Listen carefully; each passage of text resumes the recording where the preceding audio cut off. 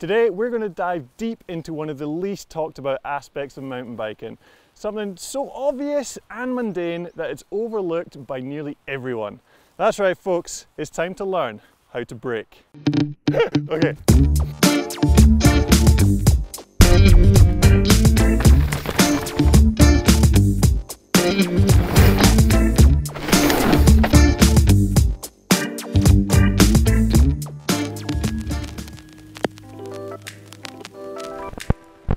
Wait, what's that you say? How you just brake when you want to slow down and then let go when you want to go fast. That's it. Actually, they're right. Thanks so much for watching. Don't forget to faceplant that like button. Wait a minute, it's not that simple. It never is with me. Turns out there's actually so much involved to maximize your trail braking to increase control and speed. That's right, braking properly makes you faster. But what should the ratio of front to back brake be? Is it bad to lock up the brakes? How should I set them? Where should you be braking? Where should you not be braking? How do you do stoppies like Bernard Kerr? That last one is a little bit tricky, but something I think most people don't know is that the fastest and best riders in the world are actually the best at slowing down. Seems crazy till you realize that being able to brake with great technique gives you the confidence to go faster because you know you can scrub that speed off in a heartbeat. First of all, let's make sure your brakes are set up correctly. We covered brake types, sizes, setup, and why all the different things work the way they do in detail in the bike setup vid, so go watch that if you want to learn more. My recommended setup is to use one finger braking if you can with the lever set up so your finger is at the end of the lever and the lever pulls to the inside of your middle finger with the bite point close to the bars, but not touching. Lever angle is a personal preference, but for mountain biking, you should keep it somewhere between parallel to the ground and at a 45-degree downward angle. Braking is a super variable thing, and I'm going to separate it into two different types to simplify some explanations in the video. The first type is speed control or comfort braking, which is used to battle against gravity to stop you from going faster. You don't really slow down, you're just maintaining a comfortable speed, and it's difficult to tell if someone's doing it unless they've got a couple of right honkers on their bike. The second type is aggressive deceleration, which I call race braking. This is much more focused type of braking that is used to decelerate and prepare for features on trail, and it's much more obvious to a casual observer. In the previous body positioning video, I talked about the default boss stance and how important it was to stay centered in the bike, unless you're riding through rough sections or performing certain maneuvers. The other situation is when braking, kind of. If you don't slide your weight back when you hit the brakes, your upper body will try to keep going forwards and will lever the bike around the front wheel in a beautiful arc and deposit you out the front door. So when braking, you have to push the bike forwards, which pushes your weight back to stop this from happening. The harder you decelerate, the more you need to shift your weight back to combat these forces. The further back you go, the lower you will naturally get, which also helps in these situations. So if you're delicately comfort braking, you don't need to move far. But if you've just watched your mate have a yard sale right in front of you and you need to stop ASAP, big pushback and a haul in those anchors. Not only does this weight shift help to stop you from potentially having a terrible time, it also helps get the maximum amount of stopping power out of your tyres.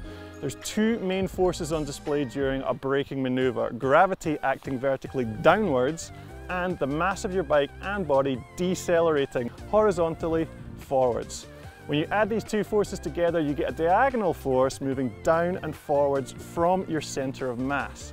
If the forward force is high enough from braking hard and your position is poor enough, standing up tall and forward, that means the diagonal force points in front of your front wheels and that will rotate you forwards. Obviously, this is bad news in terms of crash potential, but it also means the back wheel has no weight in it and is not able to contribute to slowing you down. When you shift your weight back, it pushes the bike forwards. That means when you draw the same diagonal line from the center of your mass, it actually falls between the two tires, meaning they are more evenly weighted.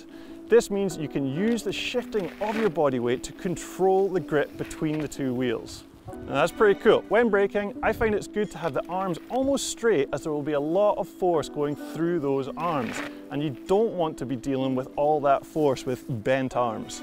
Also, the harder you brake, the more you should dip your heels and wrists so that they're perpendicular to the forces acting on them. One more thing to add to the basic principles is that before you release the brakes, you need to come back forward to that centered boss stance. If you don't and release the brakes anyway, the bike will try to get away from you, engaging the weight back passenger mode, which is never ideal. Brakes should only be fully released just as you settle back into that center position.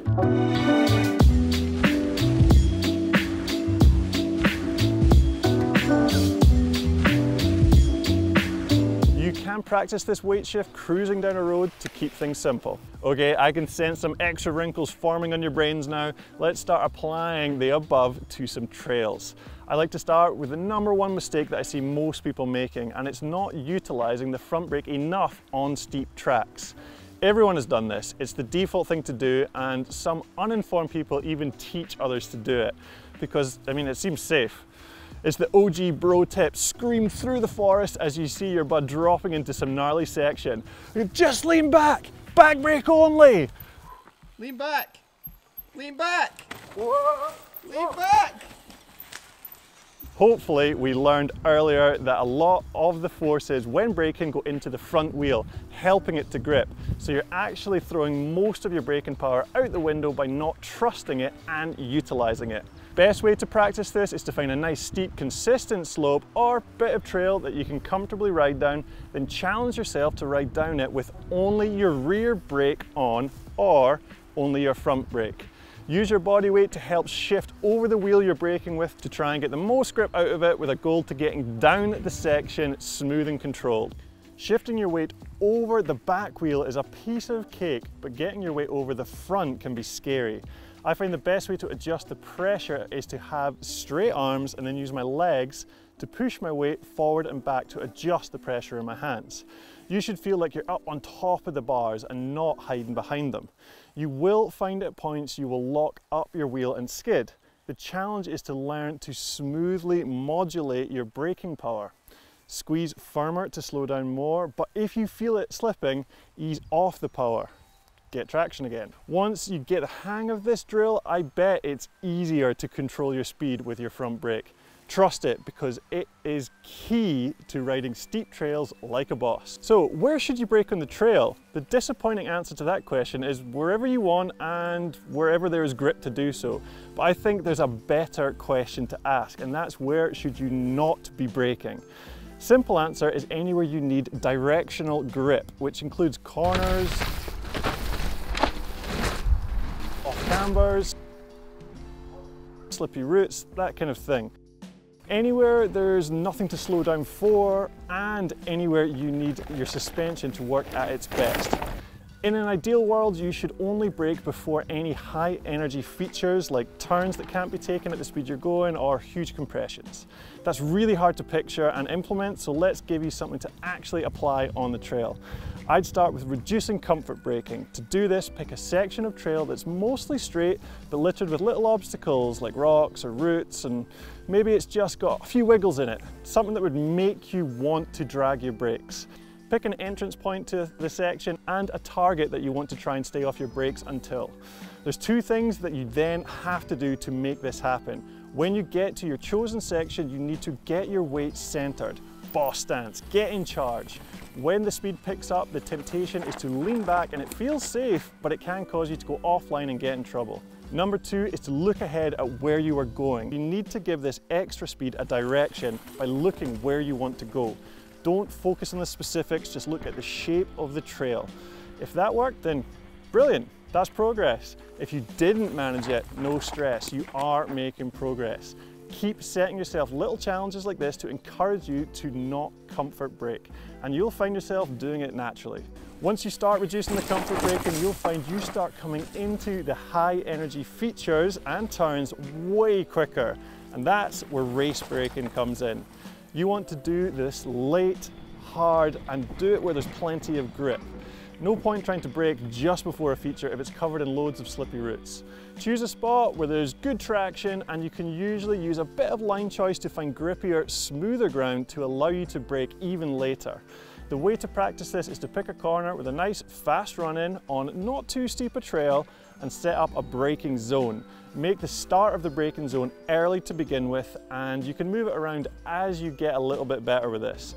The exit of the braking zone should be just at the turn. Come in with no braking, so that's reducing your comfort braking on the way in, then brake hard at the marker to scrub your speed off fast. Then get back in charge of the bike and then off the brakes for the feature. Like all conscious drills, start slow and build up the speed. This takes a lot of practice to get right, and it's really good once you get it. It's one of my favourite feelings on a bike to come proper flat out, get hard on the brakes, heels down, digging the tyres into the ground, and just get cleanly off of them and rail the turn. So hard to do it perfect every time, but so good when you get it right.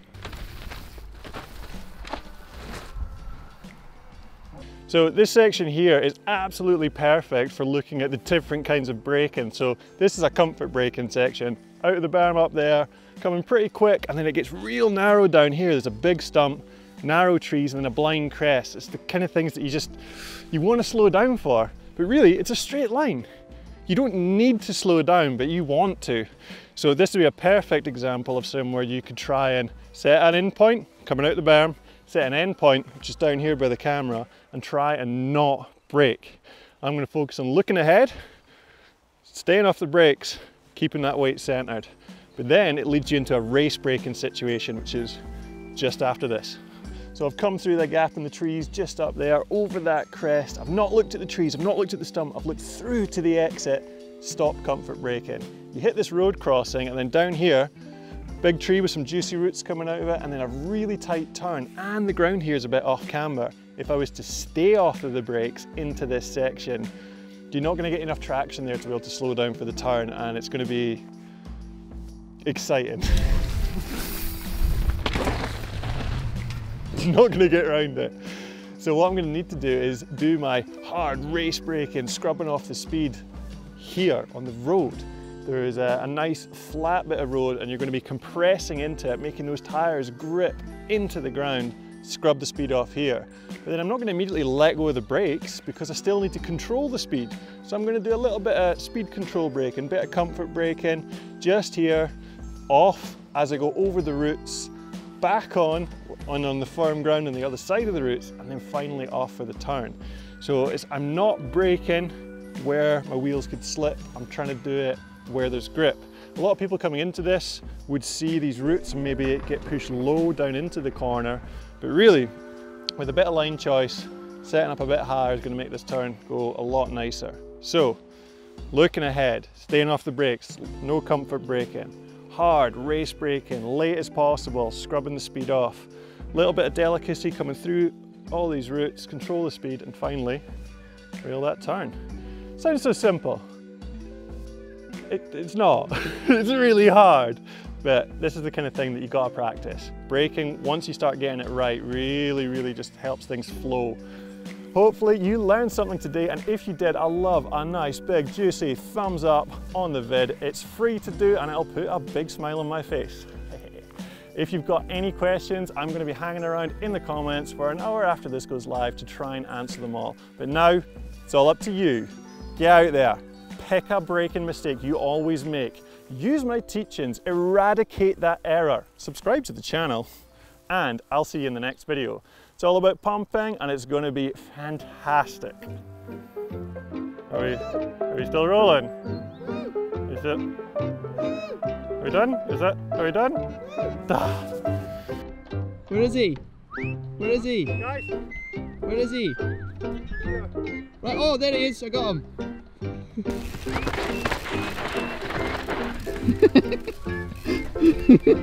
Actually.